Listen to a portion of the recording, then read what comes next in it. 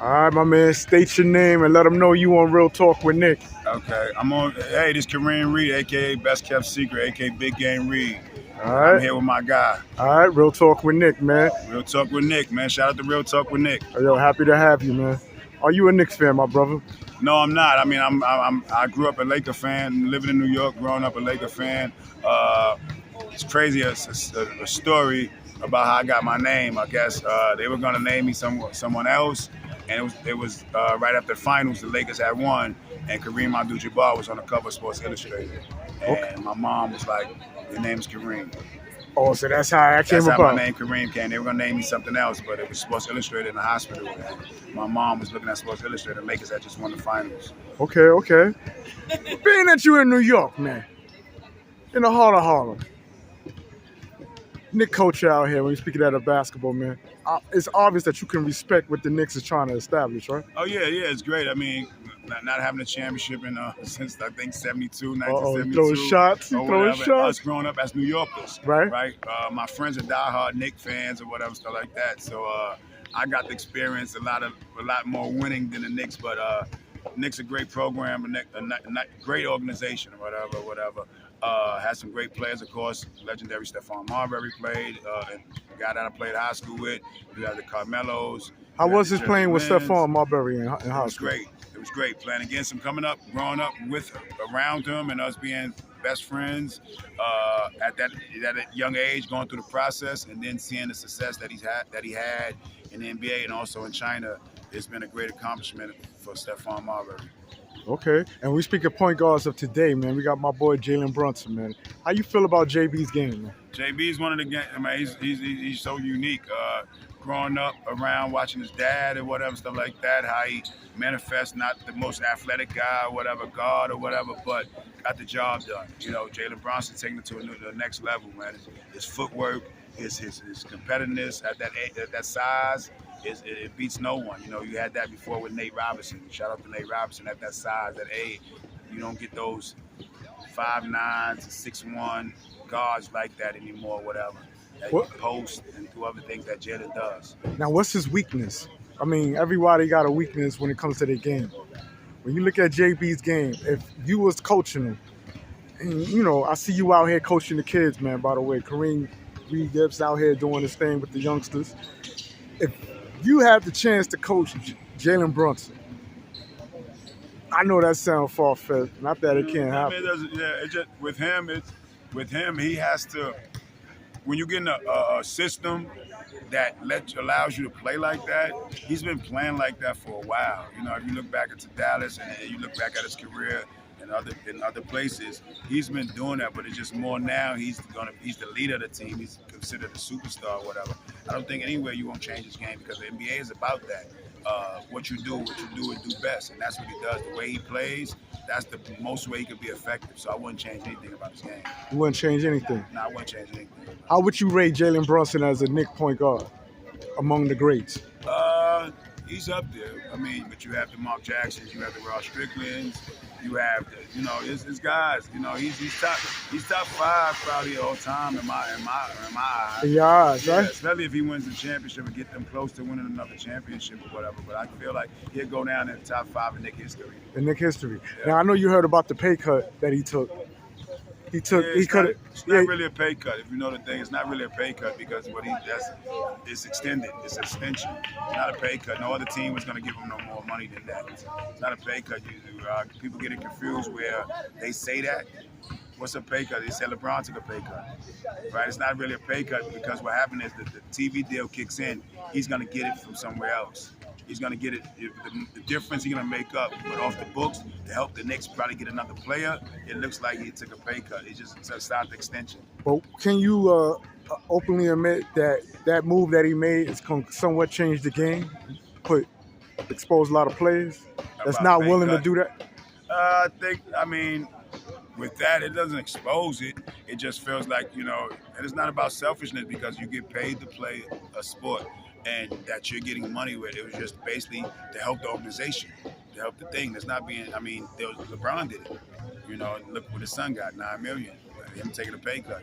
It's just going over the cap, the stuff like that. So when you start thinking about the numbers and stuff like that, then on the other end, guys have to do that because it's things in their contract where Ja Morant and certain guys like that lost $40 million, not Right. making a first or second team. So it's tricky with those numbers. Like I'm not the expert about the NBA numbers and stuff like that, but I know when you say pay cut and stuff like that, and the guys that's taking the pay cuts to help their team win, to get them over the hump, yes, I respect that with the Jalen Brunsons, LeBron James, and who else ever do it. Now, I know you're a Laker fan. You already expressed that. You also expressed that you respect the Knicks as an organization, right? What do you think the Knicks got to do in order to push the envelope? I mean, we are now playoff bound, but to make it to the Eastern Conference and beyond. I think with the Mikal Bridges addition is going to make it better, right? But you lost your big center Harstein, right? So, Mitch Robinson, you can't really depend on him. He's always hurt a couple times. He's one of those guys, right? But I guess you got to get another solid guy, a big guy. Got to get a big guy or whatever. And I think for me, I would look into trading Julius Randle. Now, y'all heard that from Kareem, not me. You said the Knicks organization should trade Julius Randle. Yeah, I think he should trade him. I mean, it's a business. I mean, like why? Can you explain why? Because y'all had him first. As a Laker fan. Yeah, but he's playing position-wise, how the Knicks play, right? When you get OG, you get Bridges, right? You already addition to that, right? Feeling you could use Randle for bait. Like you have to do that. Certain teams where it's a great guy, would have been an all-star. Probably another year we're gonna be an all-star, another all-star, making another all-star appearance. But I feel like you can get something for him right now. Where if you want to move the needle and jump into that championship competition and talk, you have to get rid of Julius Randle. So he's a must-go in order for the Knicks to succeed. Not a must-go. I think he. I mean, it'd be wise.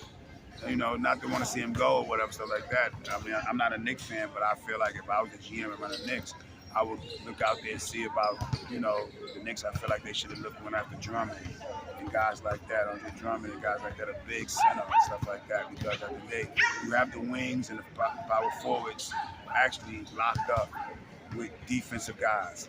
You got two-way players. OG plays defense.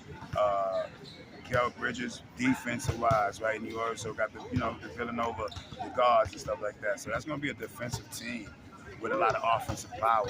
But I just feel like you can get a big center, a top center in the league for Julius Randle. Now, do you think it would have been better for Mitchell Robinson that had got traded instead of Hardesty? The way the Knicks played, I think Harstein should have stayed. And Mitchell Robinson should have actually talking about alley-oops and stuff like that. Harstein picks and pops. He do other stuff. It fits the Knicks coaching, and stuff like that. And you can see it last year in the playoffs that what he did or whatever, stuff like that. And it's hard. You can't keep everybody. That's the name of the game. You can't keep everybody. We wish we could keep everybody, but you have to make some trades to improve your team. Okay. Now, my next question would be coaching. Tom Thibodeau as a Knicks coach. What's your sentiment? I mean, this is what he does. I mean, if you look back at his track history or whatever, he's under that tree, that coaching tree where he does it. Of course, he plays 5 or 6 guys, 7 guys, and it hurts. Like I said, at the end of the year, you didn't even have enough team you didn't have enough players to complete a whole team. Right. Because like I said, he gets. I guess he comes in the game with I guess, numbers and targets. I got to win 50 games or stuff like that to get in the playoffs. I feel like when he gets up in the playoffs, he gives it all to get in the playoffs and get situated. But then his teams, previous years, they don't make it through the playoffs because they hurt and banged up. So I feel like, that's his coaching style and stuff like that. He's hard-nosed, a defensive guy and stuff like that. And a lot of people don't like his coaching ways or whatever, but I like it. The guy that gets, I played for some of the great coaches like that. You get 100% out of your players. All right. Now I'm closing out. You, as a guard, right, played in the Rockets. Who was the most competitive guard you played against? When we speak of the Rucker tournament. Rucker tournaments, I mean, it's any night, man. I can't pinpoint a name. I grew up on the Shane dribbling machine, the Lloyd Naismiths. Got to see the David Canes and Damon Santiago's and so many street guys or whatever. I can't really say, I could just give everybody their flowers and stuff. That and call a couple of names out, Mike Boogie, Thibodeau, played against everybody. At the end of the day, coming up in their rankings and stuff like that. But pinpointing one person, toughest matchup, I couldn't do really it. pinpoint that. I mean, it's some great, any night could be a great game. Somebody coming out the woodwork to play against you. So respect out to the culture, street ball culture. Okay. I once interviewed the great street legend, Joe Hammond. I asked Joe Hammond, what's the most important when we speak of that, of basketball culture? Offense or defense? Surprisingly, he said offense because he said no matter what, the object of the game is to outscore your team.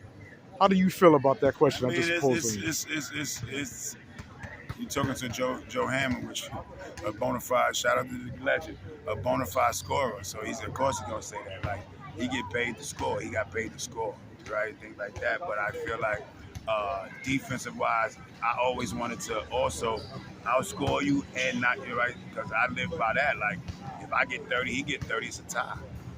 Right? So I wanted to play both ends of the floor. So for me, it's both ends of the floor. It's a combination of both. Because offense sell tickets and defense win championships. Say that again for the youngsters. Offense wins scoring titles and stuff like that. Defenses win championships. Oh, so you can see, you know what I'm saying? Offense sell tickets. All right. Offense sell tickets. Splash Brothers and all that sell tickets, but when they start playing defense, that's when they won the championship. You look at all the great teams that win it, stuff like that. You have to be. You see with the Denver Nuggets, they had KCP and with the Bowen kid. As soon as they traded him last year, you see they didn't win. Right now, this year they lost both of them. So you can see the teams that win it. Right, Dallas, defensively. They made it that far because of the defense. Right. Luka and them had tremendous offensive game, but they had to stop somebody. Boston didn't win it. Jason Tatum and them didn't win it until they started playing defense. They went through the process of, think they can outscore, right? But you can see Jason Tatum. Shout out to Jason Tatum. In the finals, in the semifinals, he didn't score a lot of the points, right? Jalen Brown got MVP, right? Jason Tatum did other things. Jason getting 15, 13, 14 rebounds. Playing guarding guys and stuff like that. They went and got Drew Holiday, a defensive guy. They went and got what's the guy name right now that just made the Olympics that played with Boston, right? So they get Porzingis. They went and got offensive guys that play defense. So, like I said, offense sell tickets, defense win championships. That's always been my motto. That's always been your motto, man. Yes. How important is free throws, the game within the game? I mean, it's free. Like you said, it's free. Legal defenses, defensive violations, technical fouls. You getting fouled to go to the free throw line. I've been seeing so many people lose games this summer on missed free throws and stuff like that. So yeah, free throws is a big part, and it's free. And nobody's guarding and stuff like that. But it's pressure because you're in that line by yourself. So free throws is a big part of the game. Okay, and I promise this is it. When we speak of Julius Randle as a Knick, half the city says keep him because he gets us to where we need, which is the postseason. The problem is, I got there last year with him. So what you trying to say? I got there last year with him. I'm just saying, what better? He played the year before, y'all didn't make it there, and he played without him last year, and y'all made it there. So I mean, we got to figure it out. Like, big shout out to Julius Randle. I wish we could, I wish the Lakers would have kept him situation-wise and stuff like that. But the development, with those guys, shout out to him and Brandon Ingram. Those two guys were Lakers and stuff like that. They good in their own program, but they're up on trade talks right now. Those two, at the end of the day, because they have to go. So you saying as a Laker fan, that Knicks fans should want to keep Randle, or? I'm not a Knicks fan, so I mean, we know that. I can't talk for what y'all need to do. I feel if I was the GM, if I was Wild West and them and stuff like that, running the Knicks, and I know they're great, the organization is great, they're gonna do what's best for the organization. So if that's trading Julius Randle, starting off the season with him but All-Star break, I feel about All-Star break, he'll be gone. All right, man, and that's what it is. I want to thank Street Legend, my man Kareem Reid, for coming on Real Talk with Nick, man. I appreciate you.